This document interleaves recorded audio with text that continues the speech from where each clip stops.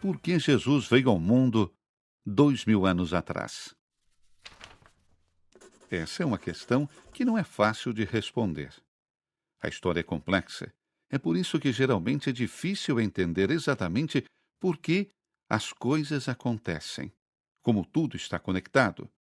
E ainda mais difícil entender o plano de Deus em tudo isso.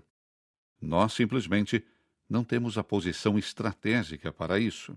É um pouco como neste exemplo. Se eu estou em uma cidade sentado no meu carro em um engarrafamento, eu poderia perguntar a mim mesmo por que é que há todo esse trânsito. Da minha perspectiva, eu poderia ver que todas as ruas em volta de mim estão engarrafadas. Mas eu não conseguiria ver as razões para isso. Para ser capaz de vê-las, eu teria que estar em uma posição estratégica diferente. Eu tenho que ser capaz de ver tudo de cima. Então, talvez eu veria que em uma rua há um desfile, em outra, uma zona em construção, em outra, um camelo bloqueando a faixa de pedestres. Todas essas coisas têm um efeito sobre o trânsito e sobre eu estar preso nele. Mas da minha posição, eu simplesmente não posso vê-las. Todo esse cenário é semelhante a quando tentamos entender qualquer uma das ações de Deus na história. Não é possível.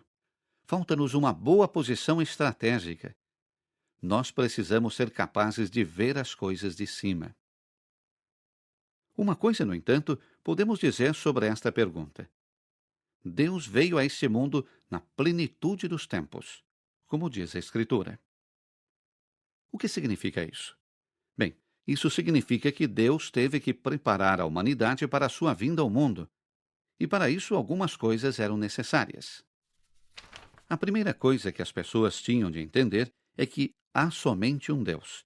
E que esse Deus não reside no fogo, raio ou trovão, mas é completamente diferente do mundo. Então, as pessoas tinham que perceber que esse Deus não reside em imagens de madeira e pedra, e não é manipulado através de ofertas de alimentos e sacrifícios. O homem tinha que entender que a comunhão com Deus se faz por um certo modo de vida, e não através de rituais de voodoo ou xamanismo. Eles tiveram que chegar a um entendimento de que a mudança do coração humano era algo interior, e não poderia ser provocado por leis externas, independentemente de quão boas essas leis eram em si mesmas.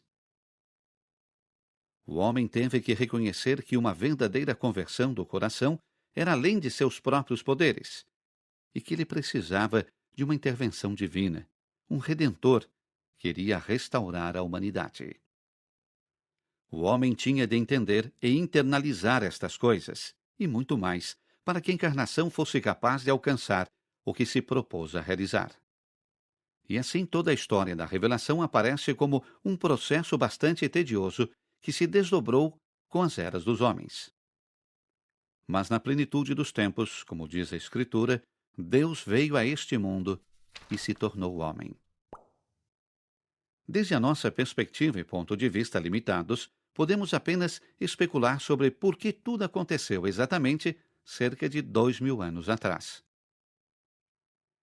Mas, como em todas as coisas relativas ao plano de Deus, incluindo o seu plano para a nossa própria vida, nós só seremos capazes de entender e compreender tudo quando tivermos mudado nossa posição estratégica e, quando em comunhão definitiva com Deus, vamos ser capazes de olhar para tudo como se fosse desde cima.